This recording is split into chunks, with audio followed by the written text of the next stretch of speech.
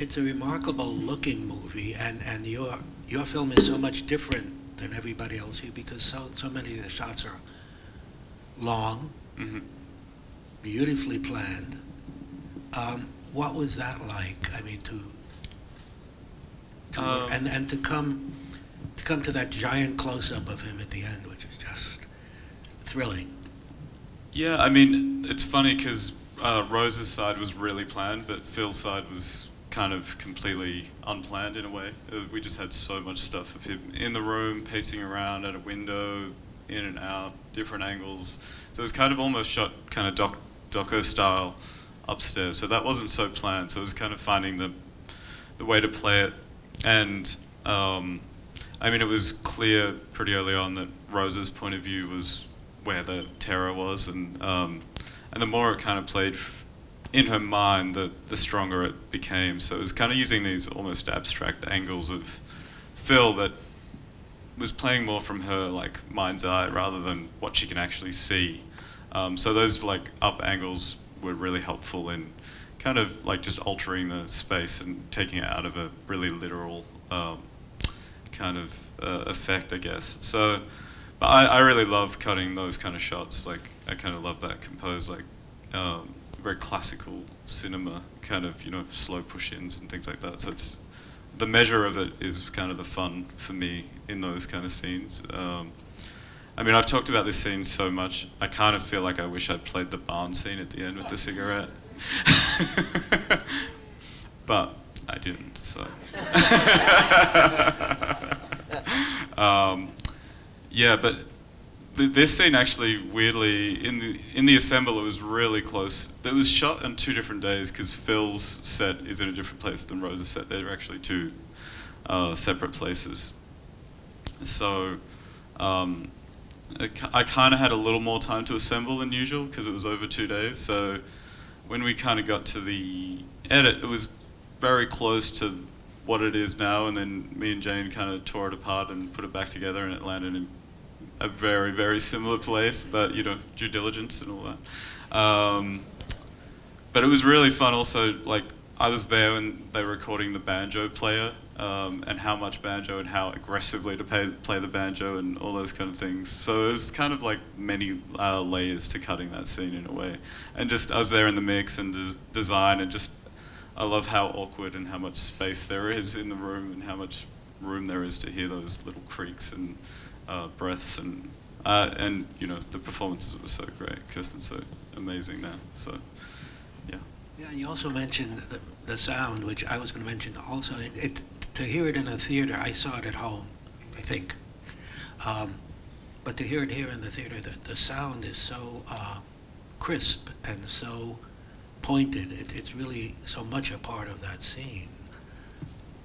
Absolutely, yeah. I mean, I've worked with the actual, with Rob McKenzie, the sound designer and mixer, on just about every film I've done.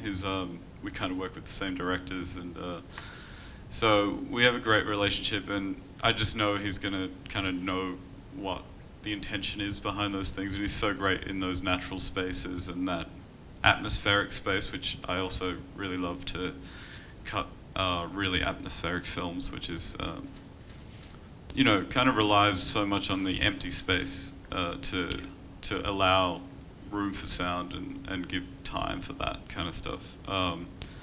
Because I feel like there's a different kind of, it's not an awkwardness, it's kind of just a suspension of feeling that comes from those spaces. So we worked really, really detailed on these tiny, just the minutiae of the sound, and like the door opening and that little gust of wind, and like all those things are in the Avid, in the cut, and then, you know, Rob takes them to another level, you know, when he's doing it properly. But yeah, all of that was really considered in the edit, so that when we got on the stage, it was kind of in the right place and doing the right thing. When you were just saying about the banjo player, when you were assembling this, did you have that track to work with, or was it a temp track and then played more dynamically later, or how did that work? Yeah, we had a kind of playback on the day, which was close-ish, and there was actually another one or two back and forth upstairs that we could use. So there was kind of got short, longer, and then we kind of figured that was any more just kind of started to sag, and too many back and forths. And then the banjo player came in, and luckily we were cutting in a place that had a really good sound booth, and he went in and recorded, and it was me and Jane, and that was in New Zealand, and yeah, we just kind of directed him and did a whole half a day, maybe like 3/4 of a day session of him just playing each section More and more aggressively. Yeah. more and more aggressively, and more and subtly at the beginning. So it was really, we had a lot to play with in the end. We had like hours of banjo to kind of find the right feeling. And then in the mix, I remember that one of the last notes I had on the mix was like that last bit of banjo that's on screen where Phil's playing, like just to make it hurt, like turn it up as loud as you could turn it up. Just make it really aggressive. So yeah, it's a lot of kind of refining the nuances of it, because it's pretty minimal. Well, it has to keep building too. Yeah. When you're listening to something that has got a phrase that's repeated as part of the narrative, the yada-dum, yada-dum, how do you sustain your confidence in a cut over a long period of time when you've got to take it from the assembly days through the whole testing process? As in to remember that it still works. Yeah. Yeah, well, I mean, a lot of it's kind of trying to rely on that first feeling you had when you heard it and saw it, and trust your instinct that it's there and it doesn't, and sometimes, things get better, but I think with some scenes, like, I feel like those kind of set piece scenes, when you get them right, you just know, and then you just have to trust that you have them right and kind not of screw lock in. with them. Yeah, because it is so easy to undo things and ruin them eventually if you just keep on carving away at it.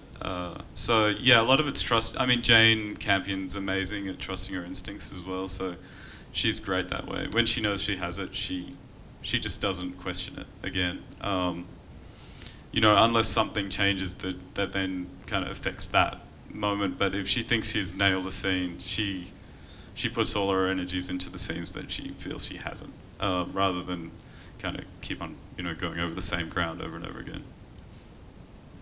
Okay, so now we have... Thank you. Thank you.